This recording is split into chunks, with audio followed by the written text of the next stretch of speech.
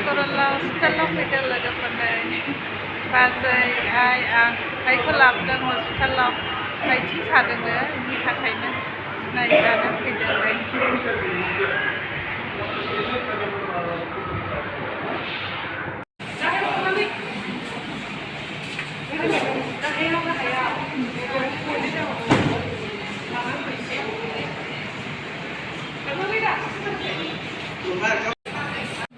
blood test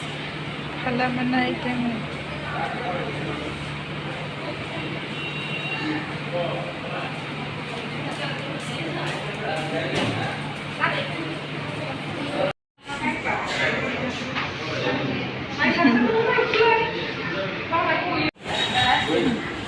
खालामदों दायो ECG खालामनो नागिरदों ने CT स्केन खालामनायनि सिगां ECG खालामनो जों बाजैजों हाबफैबाय हादामोन नायजाखाव फैबाय हस्पिटालनिफ्राय मा होदोंथो बाजैया जानायसै नामा फिसालानाव ओंखाम जाजेनबाय ने बिहामजो फिसालानाव लाजिग्राखौ खेबखौ नुजानो लाजियोनो बाजैया नै पापर एवगासिनो दं अजेना माथो न'आव थानायनि ना मिथिखायो मोनायाव खाखानायनि हानजायाव जोबनानै थाखायो थाइजौखौ देख्रुबजोबनांगौ एसे बेखायनो दोनखादों आं बेखौ जादो नोंसिनि गोजाखा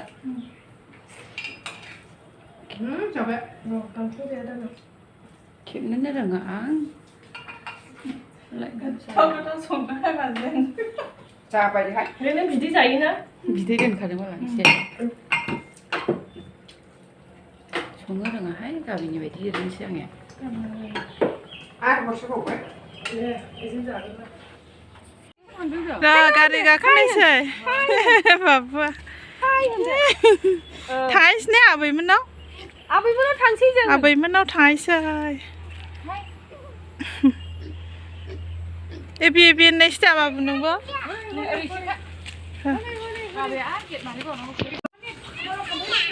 थांनो ओंखारबाय जों दा नै बाजैनिफ्राय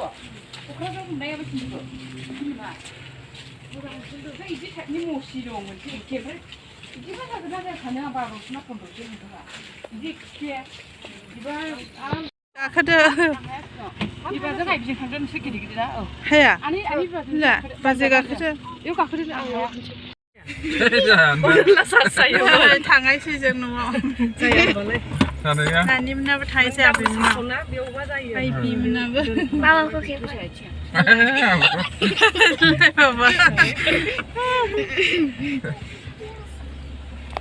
आइबिनो खर'आ नांगोन दा